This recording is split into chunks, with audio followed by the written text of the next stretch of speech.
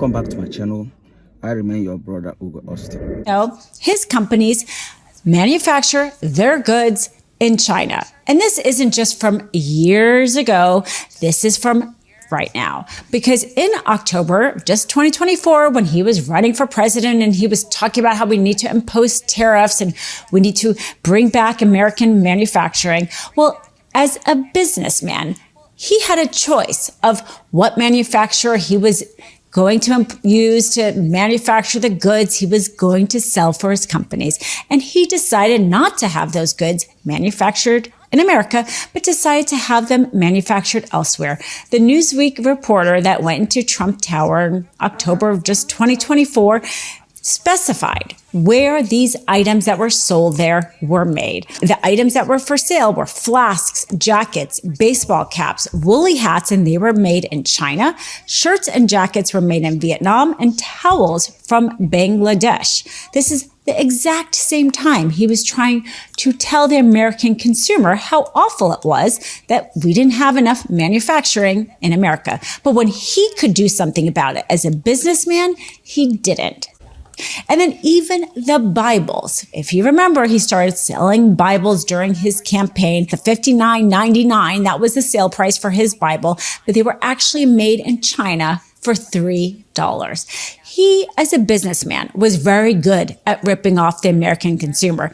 He was very good at not helping bring manufacturing back to the country. All because he says it's so important to bring manufacturing to the United States. But when he had something to do with it personally, when it was going to affect him and his bottom line and not the rest of us, what did he decide to do?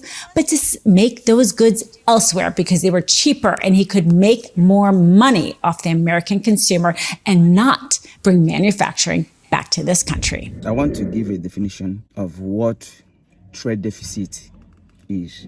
A trade deficit occurs when a country's import exceeds their exports. Trade deficit happens when a country buys more things from other countries than what they sell to other countries.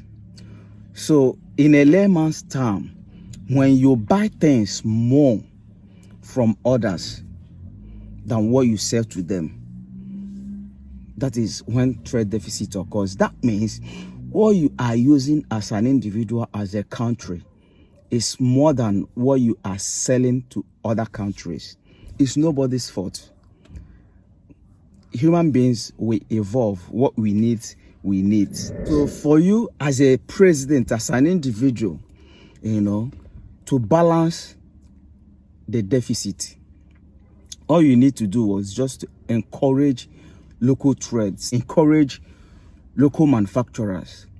Those goods and services that your people, your citizens import from other countries, and you enable them to produce those things at cheaper rates in your own country. This is a common economics.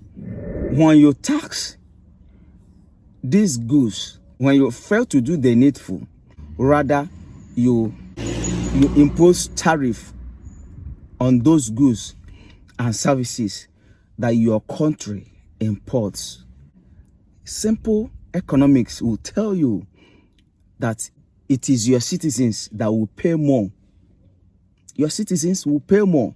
When you fail to do the needful, encourage them to produce those goods and services at cheaper rates so that your citizens can buy them at cheaper rates than what they buy them from outside countries. Instead, you tax those services, you tax those goods. When those goods get to your country, the final consumer takes the final hit. That is simple.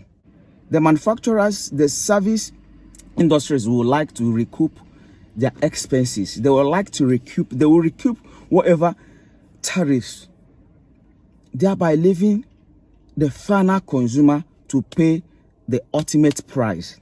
This is simple economics. Now coming to what President Trump did, that was a real dumb, just like a lot of people, a lot of great economics have advised. No matter how you sugarcoat the circumstance, the consumer, who are your citizens, will pay more.